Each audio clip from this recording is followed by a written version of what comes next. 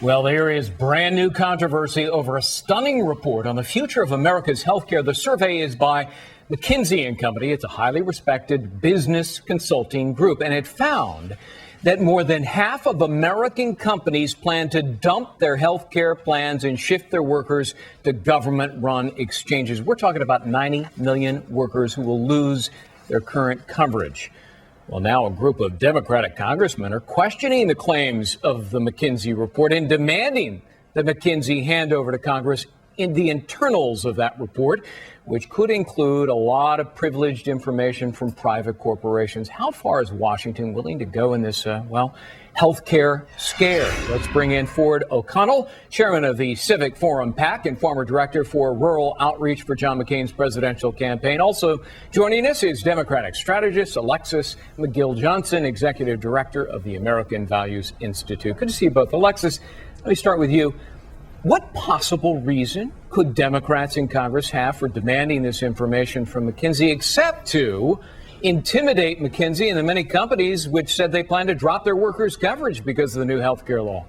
Look, I think that we do have some real questions, right? I think that we expect a lot from a company like McKinsey, who's trying to use their significant influence to influence a public policy debate with information that even McKinsey insiders have said was not intended to predict what might happen with employers. And I think Americans expect facts, not scare tactics. And I'm very proud of the Democratic congressmen who have calling into question some of McKinsey's research methodology. Well, you know what, Ford, as a lawyer, if I were advising McKinsey, I'd tell Congress to stuff it. And here's why. This is privileged information. It's proprietary work product. Congress has no business obtaining internal documents of a privately held company acting legally absent some suspicion of criminal activity. There's no relevant federal regulation that's been violated here. So where in the world is the congressional authority for such an intrusion?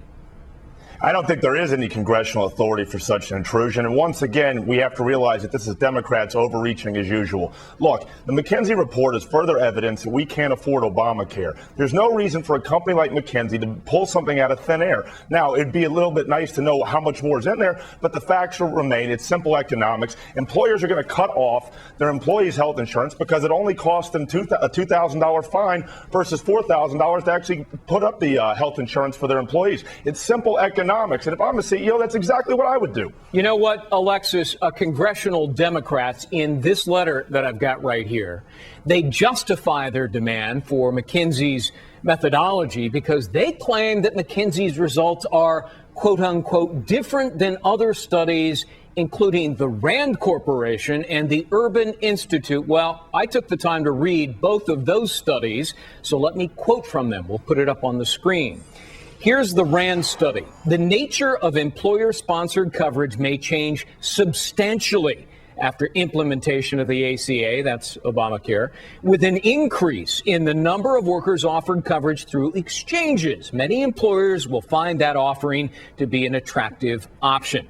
In other words, workers get dumped. And here's what the Urban Institute found. Quote, tens of millions of employees are likely to shift out of employer-provided insurance over the next decade or two. So look, Alexis, both studies agree with McKinsey. So isn't Congress's justification for McKinsey's internal documents faulty?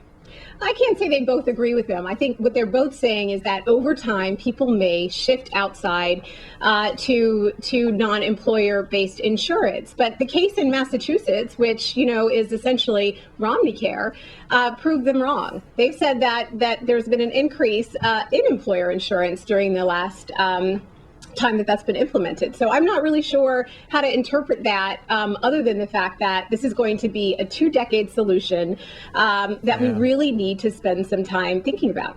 Ford, House Democrats also in this same letter that they sent to McKinsey, they cite the CBO, which estimates that 7% of workers will be dropped from coverage. But, look, the CBO never talked with employers about what they're going to do. McKinsey did. In fact, they interviewed 1,300 employers about what they plan to do. CBO interviewed none of them. Doesn't that suggest that the CBO is not even remotely competent to render a judgment on this?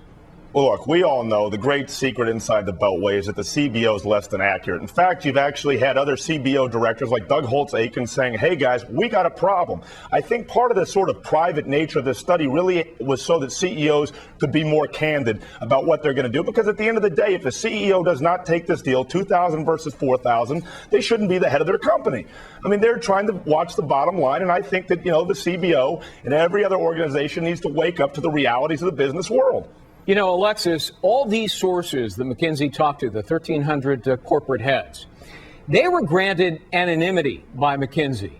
And to breach that anonymity by revealing them to Congress has an extreme chilling effect, not only on the relationship between businesses, privately held businesses, but my goodness, the First Amendment to speak freely. So isn't that an additional consideration here? I would agree with you, Greg, honestly, if that's actually what the letter that the congressman sent intended. And what they say explicitly is that they understand the private nature in which the survey was conducted and that they want an aggregate understanding of what the employer said. They don't want to delve into private corporations and to ask them to breach the confidentiality. I also think that I'm skeptical of that, but I also want to say, though, to Ford's point, that $4,000 versus $2,000 seems like an easy calculation. But when businesses are out there competing for talent, benefits are a huge part of that. And I would be very surprised if some of the biggest corporations, including McKinsey themselves, would decide not to offer Alexis, health insurance.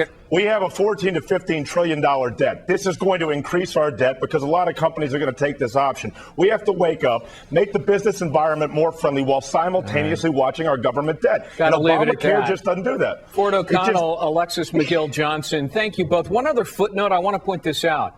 McKinsey and Company actually donated more money in the last presidential election to the Obama campaign than it did to John McCain. So, lest you think there are some Democrats there. We know it at lest McKinsey. you think this is some right-wing, group. It ain't. Thank you both for being with us. Up business. Appreciate it.